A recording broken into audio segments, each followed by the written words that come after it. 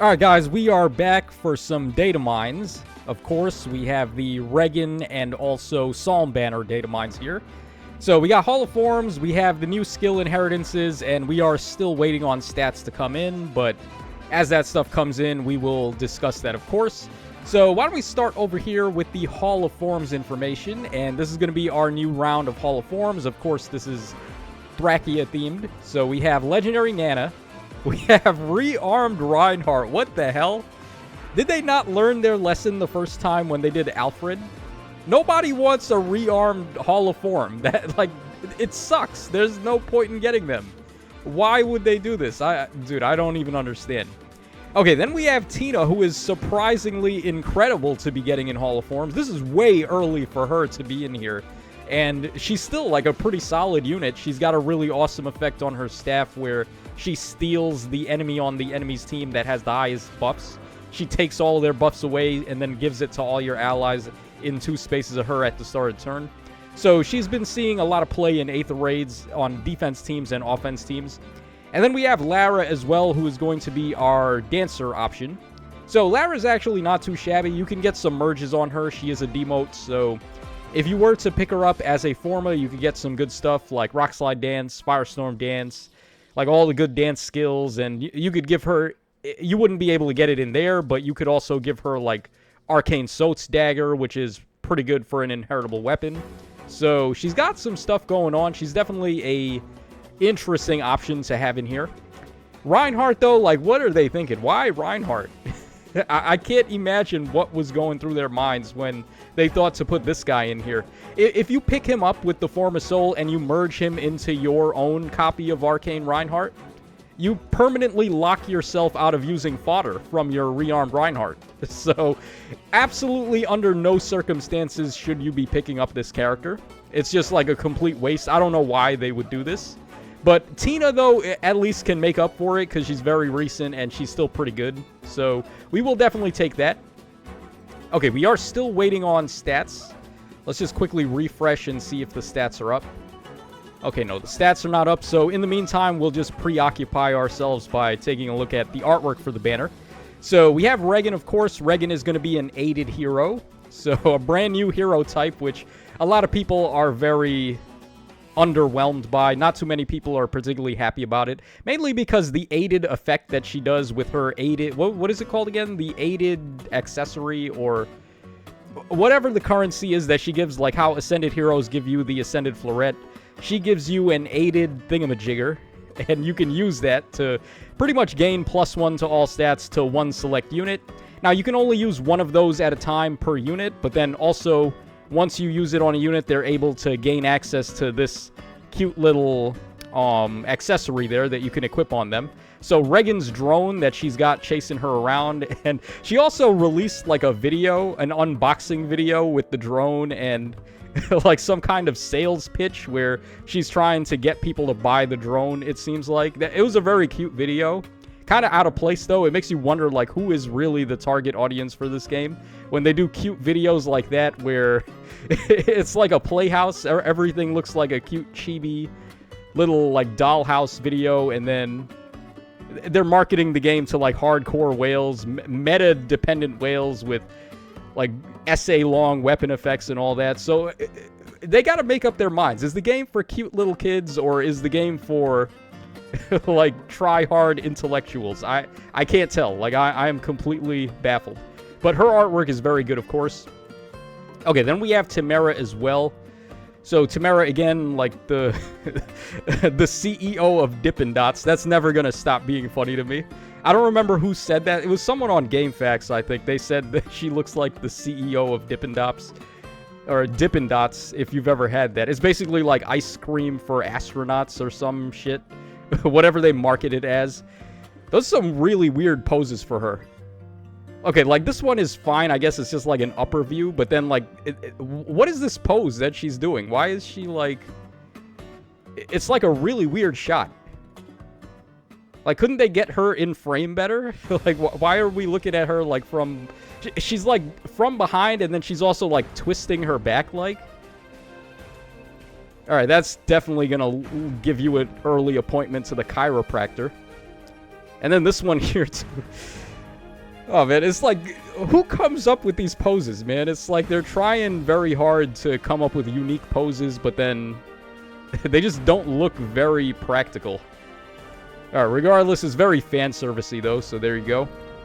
Alright, then we have Marin up next. Now, I like Marin's artwork. I just wish that the wolf was in the artwork with her. Like, maybe she could be petting the wolf or, like, riding on the wolf's back or something. Similar to how we had the picnic Jenny who had her deer with her. Like, I thought that was really cool. It's always interesting when we get the artworks that have animals in them. Like, Gatekeeper as well. Gatekeeper has a bunch of pets, like the dogs and the cats and all that. So, it would have been cool to get Marin with her wolf in the actual artwork. But, I guess it is what it is. Alright, then we got Fogato over here. Fogato with the Piccolo shoes. Oh, man, where can I get shoes like that with the curved tips?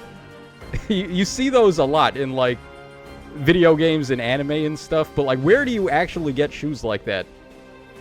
I have never seen them sell those. Like with the curvy, pointy tipped shoes. I don't know, seems kind of impractical, but okay. Alright, so there's the injured artwork from him.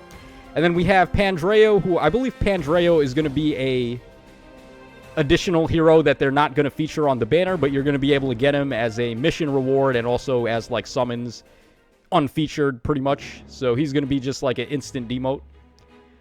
Alright, so here we go with his artwork. I believe someone said Pandreo is actually the big brother of Panette, which I guess makes sense. They have the same kind of hair, and then this guy's, like, the party animal, and then Panette is, like, coming home from the Halloween party, so I guess they go hand in hand. They do make sense as brother and sister.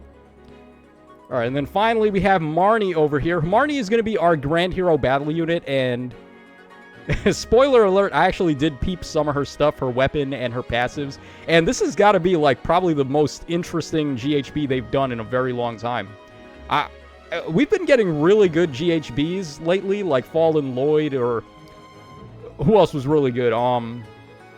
Like New Year Kana and stuff like that. Like, we've been getting really good GHBs, and then Marni seems like she might even be a cut above those. So, very, very awesome stuff here. I know a lot of people are fans of the Four Fangs, or not the Four Fangs. What were they called again? Like the bad guys from Engage? I can't remember. They had, like, some kind of code name. The Four Dogs, or the Four Hounds, I think it was, right? The Four Hounds. So, Mavier and Marni were, like, the two that were kind of good, but they, like, just got talked into being evil by the wrong crowd. Particularly, what's her name again? The mom guy, or the mom guy. What are you talking about, Tatro? The mom lady. Can't remember. The Wyvern Flyer. We got her already. I just can't remember her name at the moment. So by this point, we should have stats. Oh, we also have a customization pack. We can take a look at that. Where are the stats? They still haven't posted stats? Come on, Gengar. Where are the stats at? Alright, so in the meantime, we'll go ahead and take a look at the customization pack here. Alright, so, we have Ascended Elincia for 22 orbs, or Ascended Elincia and 22 orbs for $8.99. So, what was her fodder again? She had Dazzling Shift, and then she had, I think she has Attack and Speed Push 4, and then she has Light's Restraint as her special. And for her C skill, I think she had Speed and Res Hold. I can't remember her, like, kit entirely, but I think I was pretty on the money with that. So, is this worth it? I would say no. Like, 100% no. She doesn't really have anything particularly too crazy, unless you're building a staff, and even then, like, there's not really too many good staffs that you need to worry about giving fodder to. A lot of the good staffs just come with pre-built kits anyway, so... Alright, there we go for the customization pack. Okay, we still don't have stats. What is going on? Why are the stats taking such a long time? Alright, in the meantime, I guess we can stall a little bit. So, Reginn now. So, what is there to say about Reginn, the new aided hero type? I heard somebody mention this, actually, that instead of giving +1 to all your stats with the aided essence, like, what if the aided essence actually gave you a +1 merge on whoever you used it on? Wouldn't that be interesting? Like, wouldn't that have been way better than what they ended up doing? Where it's just basically +1 as a Dragon Flower to every unit. Well, any unit, and you can only use it one time. how about just, like, let us get an alternate method to get merges on units, right? Like, that would be awesome.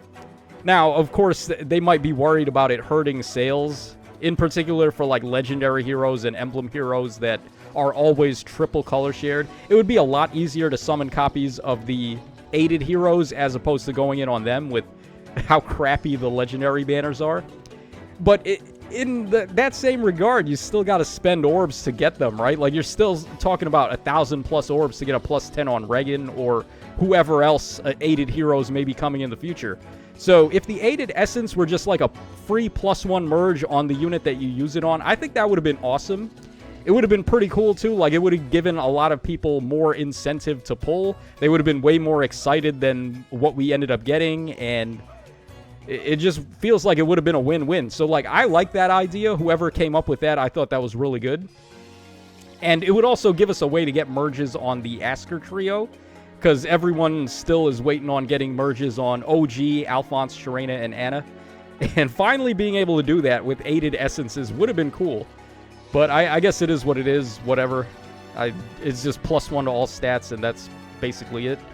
So, unfortunate that the new hero type wasn't any more interesting, but there's not really much else we can do about that. Alright, come on. We gotta have stats at this point, right? Still no stats? Oh, man. Are we just gonna end the video without stats? Because, like, how much more can I possibly stall for? We already talked about most of the stuff. Alright, why don't we just go ahead and move on to Marni's stuff here. We can't take a look at her stats yet, but as we're still waiting for things to come out, we might as well. Okay, so Praise Piner Axe, 16 might, 1 range, effective against flying, grants defense up 3, calculates damage using the lower of foe's defense and res. At the start of turn, if unit's HP is over 25%, grants defense and res up 6, and neutralizes foe's bonuses during combat. To unit and allies in 2 spaces of unit for 1 turn. Already this is really good, and it reminds me of Fallen Lloyd, where he's doing a crazy debuff to the enemies. He does speed and defense -7 wherever they are on the map, and it chains to enemies in 2 spaces. And then he also gives you a really rare status bonus. He gives you all, was it foe penalty doubler? Which is not very common at all. So this is also another uncommon one. Neutralize foe bonuses during combat. And it's a really good effect, too. Like, just stopping enemies from getting free stats out of nowhere is very good. So, already, Marni is cooking. And it just gets even better from there. So, if the foe initiates combat, or if the foe's HP is over 75% at the start of combat, inflicts a penalty on the foe's attack, defense, and res equal to 5 plus 15% of unit's defense at the start of combat. There's no cap there, by the way, so as high as her defense wants to be, is as high as her stats are going to be. And then also reduce damage from foes' attacks by 15% of units' defense during combat. Mind you, this is all of their attacks. It's not like the first attack and their brave attack. It's every attack they do, reduced by 15% of her defense. And then also, if her HP is above 1, and the foe would reduce her HP to 0, then she survives with 1 HP. Alright, once per combat, doesn't stack with non-special effects that also give Miracle, and that's pretty much it there. And then if the foe initiates combat or foe's HP is over 75% at the start of combat, then she recovers 7 HP after combat. So this is reminiscent of her from the map where she has Roy's Ring. And she just gets like a whole bunch of HP bars. And she has basically Miracle on every HP bar because she has Holdout. So this is what they wanted to remind us of with this kit. It's really good. Like, we're getting a lot of true stats and also true DR based on defense. And then we're also getting a really nice support ability as well. So overall, like, this is a really strong GHB. And it just gets even better. So take a look at this. So she's got Ignis as her special, which is fine. That's like nothing too crazy. But then we get to this. They cooked. They actually cooked. It's almost as if they've been watching my videos in secret and seeing me just bombard them for like shafting every free-to-play unit with passives. Here we go. This is what we needed. So, Attack and Defense Prime 3 as a free-to-play fodder skill. Now, mind you, it's not giving the distant counter effect like the level 4 version does, but this is still going to make it easier to pick up the level 4, and there's still units that would want to run Prime 4. Not like too many infantry types, because they've got bonus doubler distant and like close bonus doubler and stuff like that, but for your other movement types, this is really nice. because Prime 4 is very available on, like, all your movement types. Really, it's only these guys that can't get it, is your tomes and your dragons and your staves. Basically, your magic units, pretty much. So, this is really good. Really insane fodder. And then she's got Wary Fighter 3, which is whatever. We've got a lot of units with that. Okay, so Pandreo has Respite. This is a new staff, it looks like. So, grants defensive res up 2. And inflicts special cooldown charge -1 on foe per attack to allies in 2 spaces unit during combat.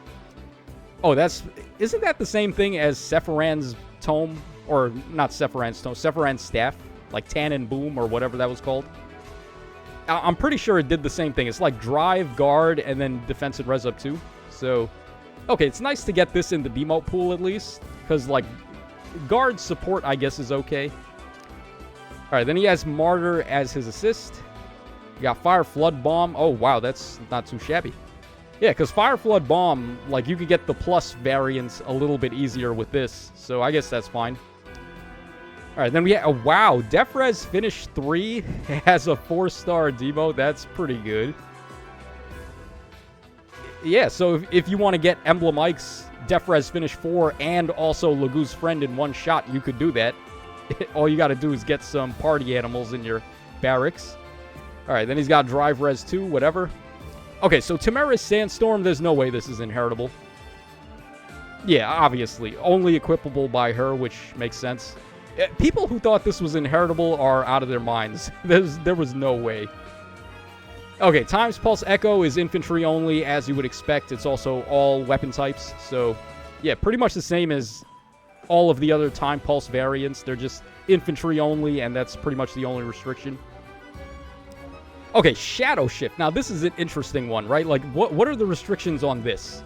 So, Shadow Shift 3 is going to be the prerequisite, so it's a completely brand new skill. And it's usable by cavalry and flyers, so pretty much the units that get Kanto anyway. Yeah, what are my thoughts on this skill? I'm actually not too big on this skill, honestly. Like, believe it or not, I might be the Kanto guy, but I think this is a really awkward way to get reposition. So, there are some combinations people have been talking about, like Felix, for example, because the reposition on this skill is not counted as an actual assist for some reason. I don't know what it's counted as if that's not the case. Like, what does this count as then? It's really weird, but... Okay, so she basically, after she attacks, she can use reposition with her Kanto. So, like, she Kantos back, and if an ally is nearby, she can repo them up or to the side or wherever. The problem with this, though, is that it's not really all that beneficial on offense. Because, like, every defense team is going to have Kanto control. If you're playing in Summoner Duels, basically every team is going to have Kanto control. So...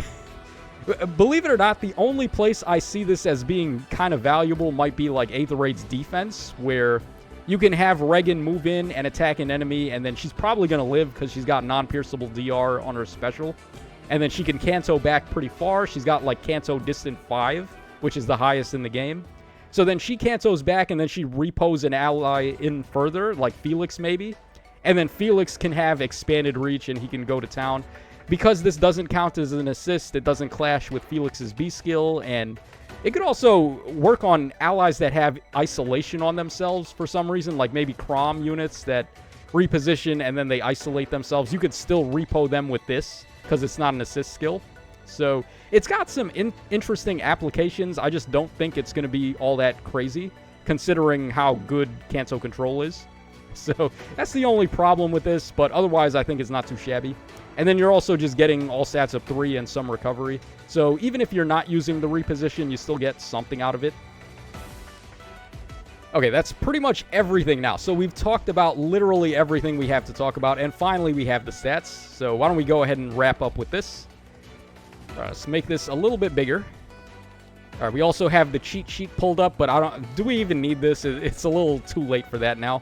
So let's bust out the calculator and let's just get our BSTs and all that. So Reginn's got 41 HP. We've got 46 speed, or 46 attack, 48 speed, 38 defense, and then 22 res. Very bad res, but that's okay. 195 overall. That's really good for a melee cav. And then there we see the new aided icon for Reginn. It kind of looks like earrings there, right? Like, It would have been interesting if she wore earrings that look like that, and like all the aided heroes wore earrings that look like that. But I guess, whatever, it is what it is. So 195 overall, and then for Boons and Banes here, we have minus HP, of course. Okay, nothing on attack. We have plus speed, though. 48 base is now the highest, right? And then we have the Super Boon on speed with her. Okay, nothing on defense, and then also nothing on res. So pretty much just plus speed for Reginn. I think Reginn's a really good unit, despite how underwhelming people might feel about the aided heroes. I think Reginn herself is a very good unit. She's got a lot of DPS, she's got a lot of ground that she can cover, and then she's got the farthest Kanto in the game, so definitely a threat to watch out for, I would say, but maybe not like a must summon or anything like that. Okay, we have Timerra up next. Now, of course, Timerra is the most interesting unit on the banner, being the attuned hero that also comes with Lagoo's Friend, Breath of Life 4, and freaking Time's Pulse Echo. So whoever you want to fodder this to, they're definitely going to be eaten well with Timerra. And then she's just a really good unit herself. So let's take a look here. All right, we got 40 HP, 34 attack. Yeah, her attack was abysmal on the trailer yesterday. I remember that. Oh, wait, what am I doing? I didn't press the plus sign there. Okay, 40 HP, 34 attack, 47 speed, 47 defense, and then 31 res. If they were going to tank her attack that badly, I would have liked them to buff her res a little bit more. But I guess it's fine. It doesn't even matter what her attack is, because the way her special works, it calculates her damage based on her defense instead of attack when she's attacking. So it's completely irrelevant that she has 34 attack, which is a very interesting way to build a unit. So 199 BST overall, very good. She's going to score as high as possible for infantry melee. All right, then Boons and Banes here, we got minus HP. What was that? Minus, or nothing on attack, rather.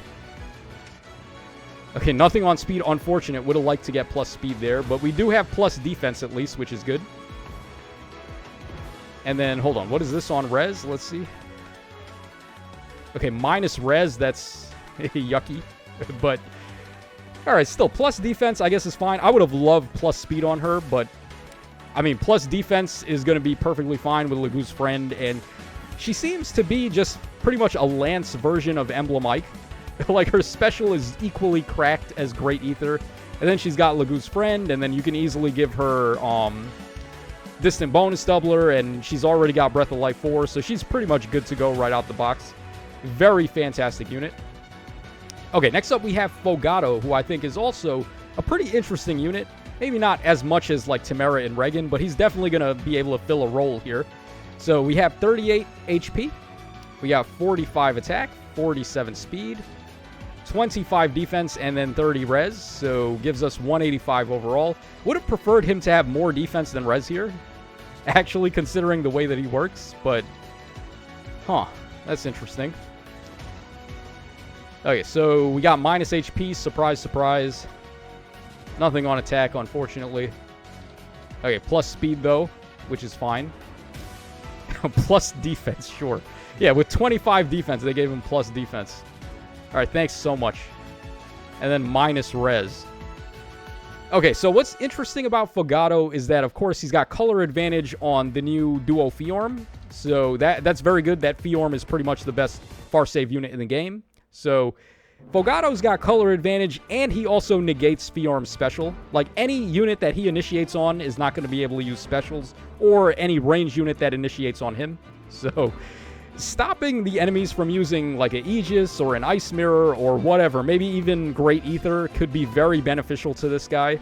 Then on top of that, he is also able to do reflect damage, and he's got a lot of non-pierceable DR. So the thing you want to do with him is give him Curved Shot as his special so he can get even more DR and just keep himself alive so he can clap back really hard with all the reflect damage he's going to get on his weapon. So I think this guy is actually really good. The problem, though, is that outside of that one role, like just killing the far save Fiorm, I'm not too sure how his matchups are going to be against like other far savers. Like, for example, Myrrh, I'm not too sure if he's able to just like bust through Myrrh right away. But we'll have to see. I think he's a unit that I want to actually test out a little bit first. Okay, then we have Marin, who is playing a similar role to like Brave Crom and stuff like that, where she repos and then she gets another action and all that stuff. So we got here 39 HP. We got 45 attack, 47 speed, 36 defense, and then 23 res for a total of 190 overall. Not quite as high as... Actually, Reginn had way more than this. Reginn was like a full 5 points higher, wasn't she? And they're both infantry, or they're both cavalry melee. That's interesting. All right, regardless, let's see here. We got minus HP. We got nothing on attack there. We got plus speed, though. Plus speed is good. All right, nothing on defense, and then also nothing on res either. So, Merrin, I think Merrin is okay. I don't think she's, like, anything too crazy, but she is giving some nice support where she can reposition allies and then give them bonus doubler as well as damage reduction piercing by 50%. So, it's a solid effect there, and then her weapon is solid, too. She's got, like, null follow-up, and then she's got some DR based on speed. I would have liked it more if they gave her true damage as well. I think then she would have been maybe even competing with Brave Crom, but... For the most part, I think Brave Crom is just going to be a better version of Merrin. The only difference is that he doesn't give support when he repos. He just, like, gives himself all of the support, pretty much. So, I mean, it's going to be, like, pick whichever one you like best. But I do think Brave Crom is probably just a better Merrin. Okay, then we have Marni. So, Marni's going to be an armored axe. As if she wasn't already good enough. Now she's an armored type. So, we're talking good BST here. Okay, 49 HP, 46 attack, 20 defense, or 20 speed rather, 50 defense, and then 40 res. Holy defense, Batman. Is that the highest base defense in the game? What the hell? And then she's got 205 BST, so she's the highest scoring free-to-play unit now.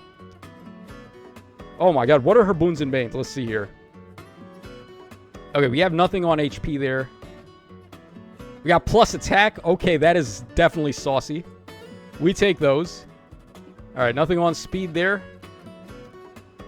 Nothing on... Wait, is that nothing on defense? Hold on, it might actually be plus defense. It is plus defense. Wow. Goodness gracious, somebody really likes Marni. Okay, and then she has plus res also? There's no way. She's got plus attack, plus defense, and plus res. They gave her everything. Wow. Who let Marni cook, man? What the hell? Yo, she is so good. Yeah, and then, okay, so finally, let's go ahead and end with Party... they could have called him the Party Animal, right? Like, that's what he is. But Party Priest Pandreo. Say that 10 times fast. Okay, so we got 40 HP. We got 43 attack, 40 speed, 18 defense, and then 47 res. That's a lot of res. All right, gives him 188 overall for his BST, and then he's got, all right, minus HP. Got nothing on attack there. Yeah, nothing on speed either. Was that plus defense? Is that plus defense? I think it might be. I think he might have plus defense. I would have to double check that because that's a very odd number, 13. That you rarely ever see that. And then plus... Okay, he definitely has plus res, though. So, yeah, 47 res. You can definitely get stuff to work with that, like running like gold border ploy skills and all the other skills that check off a res. There's a lot of them going around, so you could definitely get some mileage out of that. But other than that, I don't really see too much other value in him, unfortunately.